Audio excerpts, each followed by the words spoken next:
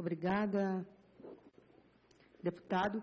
Gostaria de cumprimentar os companheiros aqui da mesa, professor Walter, Antônio Carlos, Gonçalo, pela brilhante exposição e dizer que, mais uma vez, não quero ser repetitiva, mas cumprimos o objetivo dessa sessão do nosso seminário conjunto com a Câmara, que nós, como presidente desse grupo de trabalho que vai elaborar um projeto de lei e depois discutir de forma intersetorial com outros segmentos do governo, como a representação da mesa hoje de manhã, antes de apresentar a presidente o nosso projeto de lei, gostaria de, me sinto na obrigação de colocar para os nossos ouvintes aqui que participam do GT e também para as pessoas que nos assistem por meio da transmissão aqui da TV Câmara.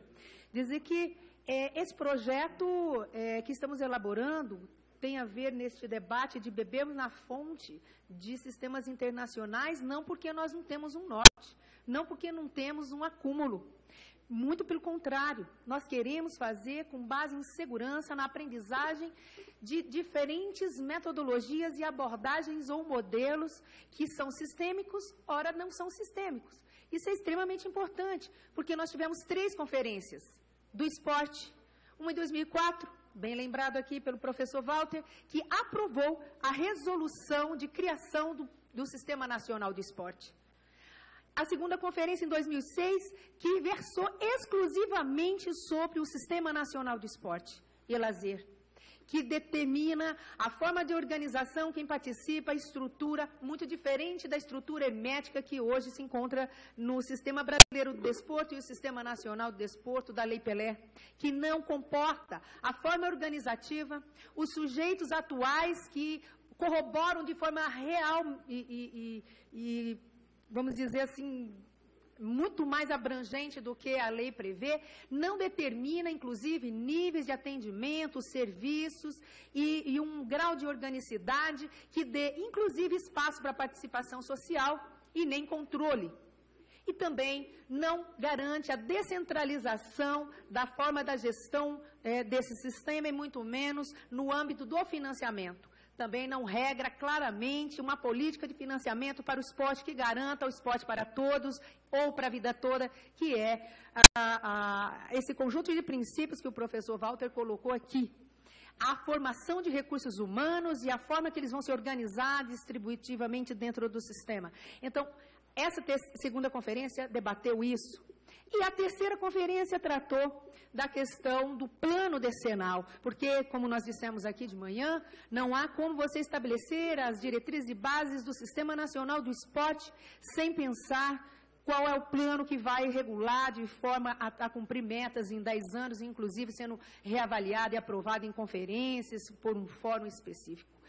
E a necessidade de criação de um fundo para garantir esse leque e essa abertura do sistema que estamos propondo para não sobrecarregar o município sem que seja possível dar condições para ele para tratar do esporte e do lazer. Então, essas 3 conferências estão sendo agora devolvidas à sociedade e pensadas exatamente como foram aprovadas. Então, nós estamos respeitando esses princípios, por isso estamos debatendo, porque nós não podemos deixar de pensar que a realidade objetiva, ela se mostra, inclusive cientificamente, com esse Diagnóstico Nacional de Esporte que ontem entregamos, quais são as grandes fissuras do sistema, quais os fossos, e aqui fica claro, as desigualdades regionais, a questão de uma diferença que fica objetivamente relacionado àqueles que têm mais acesso ao esporte, àqueles que não têm, relacionados ao nível de escolarização e à classe social que pertence. Então, um diagnóstico científico está dando base, junto com as resoluções, que são as vontades das conferências, vontades populares, e agora nós estamos buscando organizar em cima de um novo conceito de esporte, que não é aquele conceito todo fragmentado, regulamentado, que está posto na Lei Pelé, em manifestações atomizadas de esporte educacional, que não se explica, esporte de alto rendimento, que tem uma forma de organicidade, e o esporte de participação. Então, nós queremos rever isso. Também é obrigação minha, como presidente desse grupo de trabalho, lembrar que nós queremos definir os níveis de atendimento. Quais são os serviços, claramente, que o Estado, a União e os municípios vão assumir para não ter sombreamento. E, por último, dizer, basicamente, que nós temos aqui a responsabilidade e o compromisso de debater de forma intersetorial, não atribuindo a outras áreas o que é específico do esporte, porém também não confundindo que o esporte é uma parafernália para a resolução dos problemas sociais. O esporte não é saúde, o esporte não é cultura e nem educação. O esporte encerra em si mesmo uma qualidade única de desenvolvimento e formação omnilateral, direito, inclusive fundamental, de cidadania. Ele ajuda, contribui com outras coisas. E a pergunta que eu deixo aqui nessa mesa para todos é: qual é mesmo o papel da escola na formação esportiva, num sistema, seja nos países internacionais, e uma opinião sobre o sistema nacional de esporte que estamos forjando? Porque nós não podemos entrar nesse debate dizendo que a escola é um lugar imaculado, que não se pode trabalhar com o esporte, que é uma das formas mais desenvolvidas da cultura corporal. Porém, também não podemos achar que a escola é a base da formação do esporte de alto rendimento. Essa é a opinião que nós estamos construindo dentro do grupo. Porém, fica para o debate aqui, na pergunta, essa questão que eu acho que é candente para o conceito do esporte no Brasil. Para não deixar nenhuma pergunta sem um comentário, foi feito uma pergunta por meio virtual sobre a questão da vinculação e obrigatoriedade de financiamento dos estados e municípios. E o que nós temos a comentar é que isso tem que ser desenvolvido a partir de dispositivo legal. Não há uma espontaneidade de vinculação orçamentária, seja para Estado, para município ou para União, se não houver um dispositivo legal. Porém, esse é um assunto extremamente árido para se discutir com o Estado, União, municípios, porque você vai carimbando recursos. Há municípios e estados que já fazem vinculação. Uma bandeira forte para o financiamento do esporte, inclusive no âmbito da União, advindo das conferências, é a questão da vinculação de pelo menos 2% dos recursos do Orçamento Geral da União para o esporte no âmbito federal e desdobrando 1,5% para os estados e para os municípios, no mínimo, porque tem municípios que já investem mais em vinculação. Esse é um debate que nós estamos levando, sim, no capítulo financiamento para o nosso sistema.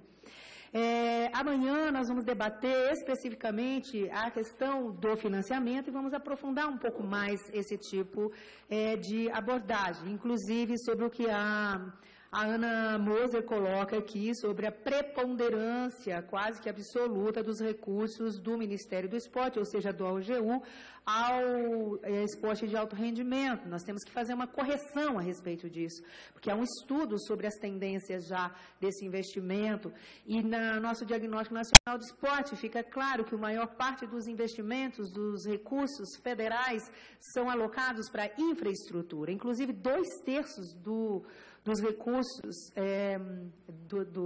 do AGU e com emendas são para quadras, construção de ginásios, melhorias de infra e os centros de iniciação ao esporte no PAC. Isso é muito importante debater. Há uma concentração grande de recursos extra esporte, que foram alocados para o esporte, que o governo federal colocou, como um plano de emergência para o chamado Plano Brasil Medalhas, que é a preparação de atletas agora para os Jogos 2016.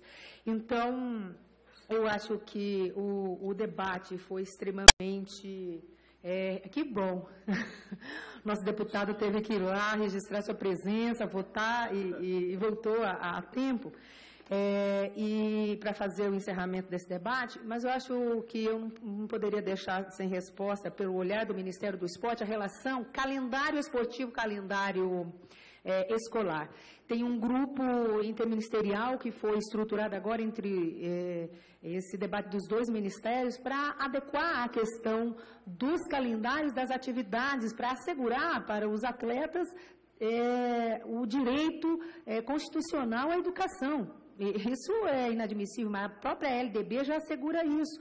A questão dos calendários e de uma interface desses dois ministérios é extremamente importante para se garantir, então, que os atletas tenham assegurado e que, inclusive, tenham uma formação profissional e que, após a sua vida de atleta ativo, ele possa continuar no mundo do trabalho, inclusive com uma formação escolar elevada. Muito obrigada. Eu passo agora, então, para o nosso presidente da mesa aqui.